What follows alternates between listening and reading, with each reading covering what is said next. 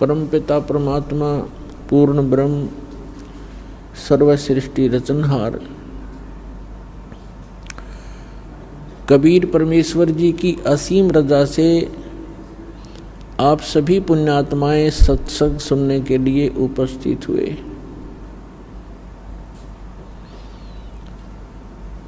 प्रथम तो इस प्राणी को मानव शरीर मिलना सुदुर्लभ है। मानव शरीर प्राप्त प्राणी एक बहुत ही पुण्यकर्मी प्राणी होता है और मानव शरीर दो प्रकार से प्राप्त होता है। एक तो विधान है परमात्मा का कि प्रत्येक जीव को एक टर्न वाइज कर्मानुसार यानी एक साइक्लोन बना रखा परमात्मा ने, एक चक्कर बना रखा है कि कैसा ही भी प्राणी क्यों ना हो, 84 लाख प्रकार के प्राणियों के शरीरों में अनेकों यातनाएं भोगने के उपरांत एक मानव शरीर अवश्य प्राप्त होता है और उस मानव शरीर प्राप्त सुअवसर को वो खो देता है, भक्ति नहीं करता है, परम संत प्राप्त नहीं होते हैं, तो फिर उसको इतने ही लंबे 84 लाख प्रकार के प्राणियों के शरीरों में यातनाओं का सामना करना पड़ता है। दूसरी प्रकार के वो पुण्यात्मा होते हैं मानव शरीर प्राप्त प्राणी जो किसी जन्म में परमात्मा की भक्ति किए हुए होते हैं और उस भक्ति के आधार से उनको लगातार कई जन्म भी प्राप्त हो जाते हैं। मनुष्य के वो होते हैं उसके पूर्व संस्कार भक्ति किए हुए और उन कई शरीरों में, मानव शरीरों में, मानस जीवन में यदि उसको परम संत नहीं मिलते हैं तो वो प्राणी फिर 84 लाख योनियों के उस चक्कर में गिर जाता है। सबसे पहले तो वो पुण्यकर्मी प्राणी हैं जिनको मानव शरीर आज प्राप्त है।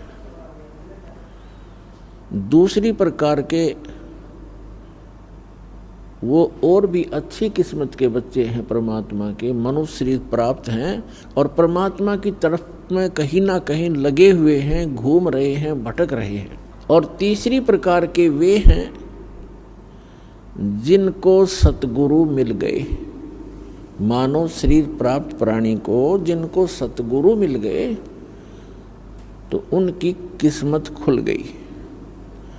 आप उन पुण्य आत्माओं में से हो, आपको मानव शरीर प्राप्त है और ये दास एक सतगुरु के रूप में आपको प्राप्त हुआ। आपकी किस्मत अन्य प्राणियों से, अन्य मानव से निराली है।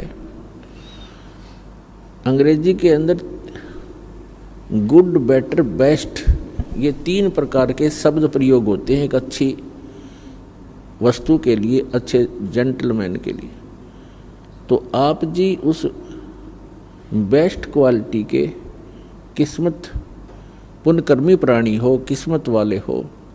आप जी को ये सतलोक आश्रम बरवाला, जिला हिसार, हरियाणा में यथार्थ भक्ति मिली और सत्य साधना, सत्य ज्ञान और वो सत्य साहेब यानी अविनाशी परमात्मा, ये तीनों वस्तुएं, तीनों पदार्थ आपको सहज में प्राप्त हुए।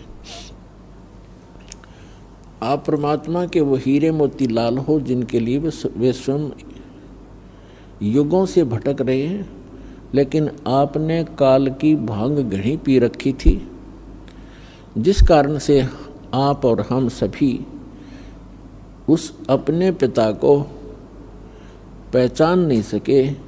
हमने उनकी उंगली पकड़ी नहीं, हमने इस काल बेईमान की उंगली पकड़ ली अपना पिता जान के, और ये हमें ठगलाया और इसने यहाँ हमें अपने मजदूर बना रखे हैं। और ये ऐसा ठग है, इसने हमारे को इस त्रिगुणमयी माया की भांग पिला दी और जब तक ये नशा हमारा उतरेगा नहीं तब तक हम अपने परमपिता को पहचान ही नहीं सकते।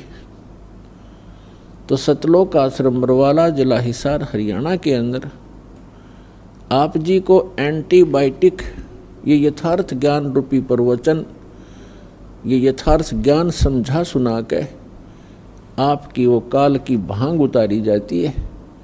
और जिनकी भांग उतरेगी रात को भी आंसू टपकेंगे आपकी आंखों से। हम कहाँ धोखे में जीवन नाश कर रहे थे, हम किसको भगवान मान बैठे थे, हम क्या टारगेट लेकर जी रहे थे, उद्देश्य क्या था हमारे जीने का? एक माया जोड़ना, संपत्ति बनाना, कोठी बनाना, उच्च पोस्ट प्राप्त कर लेना, बैंकों में खूब जमा कर दें घना घना धन, और अगले दिन मृत्यु हो जाती है। वो जोड़ा जाड़ा यहाँ रह जाता है और उस जोड़ने में, धन इकट्ठा करने में जितने पाप इकट्ठे किए थे वो साथ लद कर चला जाता है और 84 लाख योनियों के अंदर कष्ट पे कष्ट उठाता है। इससे बड़ा धोखा इस प्राणी के साथ और हो ही नहीं सकता कि मानव शरीर प्राप्त करके और हम केवल डले ढोने पर लगे हुए हैं। संसारिक परंपराओं के लिए ही हम माया इकट्ठा करते हैं। एक तरफ से इकट्ठा किया, 2 नंबर का काम किया, रिश्वत लिया, चोरी की और फिर कोठी में लगा दिया या विवाह पर खर्च कर दिया और उन पापों से लद कर खुद चले गए। वो सारा कुछ यही रह गया। तो पुण्यात्माओं, सौभाग्य आपका, आपको ये सत्य वचन सुनने को प्राप्त हो रहे हैं। पूरा विश्व और असंख्य ब्रह्मांड में जितने भी प्राणी हैं ये सभी कबीर परमात्मा के बच्चे हैं। वो सबका जनक है, वो हम सबका हमदर्द है। हमारे दुखों को वही सुन सकता है और वही निवारण करने योग्य है। अन्य कोई सक्षम भी नहीं है। हम चाहे किसी के सामने अपनी एप्लीकेशन, अपनी अरदास लगाए बैठे रहें, जो काम मुख्यमंत्री सत्र का हो और हम अरदास लगाते हैं पटवारी के सामने, तो हमारे जैसा मूर्ख नहीं, तो सारी उम्र लगाए बैठे रहे वहाँ दरखास्त, वो कुछ नहीं कर पाएगा। तो जिन भगवानों की, जिन देवी देवताओं की हम पूजा किया करते थे, जिनसे हम अपने सुख की डिमांड किया करते थे, वो सुख दे ही नहीं सकते। ये तो कबीर परमेश्वर जो सर्वशक्तिमान है, सर्वसक्षम है, जो हमारे मस्तिष्क के अंकों को भी बदल देता है, केवल उसी परमात्मा के सतर का काम था। हमारे को आज तक उस परमात्मा का ही ज्ञान नहीं हुआ कि वो परमात्मा कौन है। आत्मा जिस दिन से भगवान से बिछड़ी थी और इस काल के साथ यहाँ आगे थे, उसी दिन को इसको एहसास हो गया था कि मेरे से बहुत बड़ी गलती हुई है और मेरा बहुत बड़ा, एक बहुत ही जो सुख में सथल छूट गया है, जैसे मेरा कुछ खो गया है। इसने हमारे को इस त्रिगुणमयी माया के द्वारा सबको मदहोश कर दिया। सबसे पहले इस काल ने 3 पुत्र उत्पन्न किए दुर्गा के संयोग से। दुर्गा इस काल भगवान की पत्नी है, हम जिसके लोक में रह रहे हैं। 21 ब्रह्मांड का ये प्रभु है, स्वामी है, ये इतना गॉड और रब है। तो इसने हमारे को यहाँ फंसाए रखने के लिए सबसे पहले यह भांग तैयार करी, रजगुण युक्त किया अपने बड़े पुत्र ब्रह्मा जी को और सतगुण युक्त किया अपने मंझले पुत्र, बिचले पुत्र विष्णु जी को, और सबसे तीसरे नंबर के अपने पुत्र शंकर को, शंकर जी को इसने तमोगुण युक्त कर दिया। अब ना इन ब्रह्मा विष्णु महेश के बस की बात है। जैसे मिर्च है, अब मिर्च बना दी, अब मिर्च का क्या दोष है, उसमें वो गुण ही ऐसा है। तो मिर्च के बस की बात नहीं कि उस मिर्च अपने गुण को स्वयं समाप्त कर सके। इसी प्रकार ये तीनों देवता भले ही अपने लोकों में रहते हैं, ऊपर के ऊपर अपनी इनकी तीनों की अलग से राजधानियां हैं, वहां से बैठकर ये तीन लोक के प्राणियों को, पृथ्वी लोक, ऊपर स्वर्ग लोक और नीचे पाताल लोक के, इन तीनों लोकों के प्राणियों को ये प्रभावित कर रहे हैं। ये इनके इंचार्ज बना रखे हैं। ये तीन मंत्री समझो, एक एक विभाग के, रजोगुण विभाग के ब्रह्मा जी, सतोगुण विभाग के विष्णु जी और तमोगुण विभाग के ये शंकर जी। अब जैसे रसोई के अंदर मिर्चों का छोंक लगाया जाता है, मूल वस्तु साकार रूप में रसोई के अंदर है मिर्च और सब्जी, और उस मिर्चों की वहाँ से निकली हुई वो सूक्ष्म तरंग, उसका जो प्रभाव अन्य कक्षों में, अन्य रूम्स में बैठे हुए प्राणियों को, घर के सदस्यों को भी प्रभावित कर रही है और उनको छींकें आनी शुरू हो जाती हैं। तो उन व्यक्तियों की बस की बात नहीं कि वे छींकों को रोक सकें। तो पुण्यात्माओं, आप और हमको, इंक्लूडिंग ब्रह्मा विष्णु महेश जी को, इस काल भगवान ने हमारे को विवश करके यहाँ रखा हुआ है। ये ब्रह्मा विष्णु महेश जी के शरीरों से वो किरण निकलती हैं, वो तरंगें निकलती हैं, और हम तीन लोक के प्राणियों को वो छींकें आ रही हैं। कौन कौन सी छींकें हैं? काम, क्रोध, मोह, लोभ, अहंकार की। और इनको रोकना आपके बस की बात नहीं है। इसका विकल्प बताया परमात्मा ने, एक अल्टरनेट बताया है कि सतगुरु की खोज करो, और सतगुरु कौन होगा, सतगुरु की पहचान क्या होगी, ये हमारे सभी सदग्रंथ भी बताते हैं। सतगुरु की सबसे पहली पहचान बताई है कबीर परमात्मा जी ने अपनी प्यारी आत्मा धर्मदास जी को, कि जो संत मम सत शब्द दृढ़ावे, वा के संग सब राड बढ़ावे।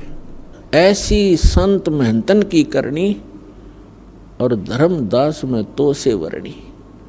पहली पहचान बताई है कि जो मेरा प्यारा हंस, मेरा भेजा हुआ दास, जिसको मैं सतगुरु बनाकर भेजूंगा। सतगुरु का अर्थ होता है सच्चा ज्ञान प्रदान करने वाला, और सच्ची ही साधना उसके पास हो, और वो अधिकारी हो उस नाम के दान करने का, सभी मर्यादाओं का वो पालन करता हो, जैसे सभी कंडीशन पूरी हो, तो वो सतगुरु होता है। और वो हम मेरे सच्चे ज्ञान का जो प्रचार करता है, जैसे कबीर पंथ तो अनगिन है, कबीर पंथ के अंदर गुरु अनगिन है और सभी प्रचार करते हैं, किसी का कोई विरोध विवाद नहीं है। हरिदास ने जिस दिन से सच्चा ज्ञान प्रारंभ किया है, उसी दिन से हर तरफ से विरोध प्रारंभ हो गया था। लेकिन परमात्मा साथ होता है तो विरोध लास्ट में व्यर्थ ही होता है उन लोगों का, और फिर उनको पछताने के अतिरिक्त कुछ भी हाथ नहीं लगता।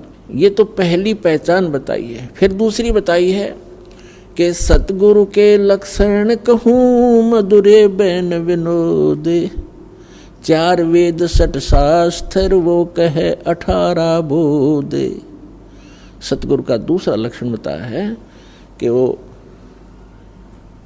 एक विशेष ज्ञान प्रदान करता है और सर्व सद्ग्रंथों को आधार मानकर अपना ज्ञान प्रचार करता है। सभी सद्ग्रंथों का, सभी धर्मों के मूल ज्ञान का वो ज्ञाता होता है। फिर श्रीमद् भगवद गीता के अंदर चौथे अध्याय के 34वें श्लोक में और चौथे अध्याय के 32वें श्लोक में एक विशेष प्रमाण दिया है। गीता ज्ञानदाता ये ब्रह्म है, श्री ब्रह्मा, श्री विष्णु, श्री शिव जी के पूज्य पिताजी हैं ये, और इन तीनों की माता दुर्गा है। तो इसके लोक में हम रह रहे हैं, ये काल है, इसको श्राप लगा हुआ है। 1 लाख मानव शरीरधारी प्राणियों के सूक्ष्म शरीर को, इसके 21वें ब्रह्मांड में एक तपतशिला है, जो एक बहुत गुप्त स्थान है। इसके अतिरिक्त यहाँ का प्राणी वहाँ कोई नहीं पहुँच सकता। ऐसे गुप्त स्थान पर इसने ये अपना जो है एक भोजनालय बना रखा है। तो 1 लाख मानव शरीरधारी प्राणियों के सूक्ष्म शरीरों को वहाँ तपस्या, एक बहुत बड़ी तई है पत्थर की, अपने आप ऑटोमेटिक गर्म रहती है, और उसके ऊपर डाल दिए जाते हैं। उनके अंदर से निकाल कर वो सूक्ष्म गंध को जो प्रत्येक प्राणी सारे जीवन में आहार करता है। आप देखते हो यहाँ चलो रोटी भोजन काजू किस्म सेब संतरे हलवे खीर भी आदमी खाओ, अच्छी बात है। इसके अतिरिक्त और बहुत गुना कबाड़ हमें खिलाता है। ये कोई सुल्फा पीता है, कोई भुक्की पीता है, कोई शराब पीता है, कोई तम्बाकू का आदि है, कोई पान खा रहा है, पेचर पेचर कर रहा है। ये कोई खाने की चीज़ें मानो आहार है ये। तो ये क्यों करवाता है? इसलिए करवाता है यार, इनको इतने प्रबल होकर लग जाते हैं, कहते छूटती नहीं, छूटने ये मन नहीं देता। और मन कौन है? ये स्वयं ज्योति निरंजन, ये काल है, 21 ब्रह्मांड का स्वामी है। तो जीव कैसे इससे बाहर हो सकता है? कैसे छोड़ सकता है विकारों को?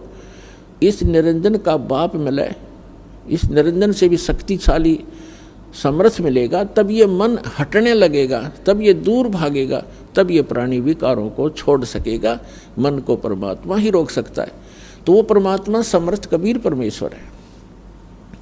तो ये जो सब कुबाड़ हमें खिलाता है, अपने लिए ये मसाला तैयार करता है आपके माध्यम से। फिर जिसने ज़्यादा विकार कर रखे हैं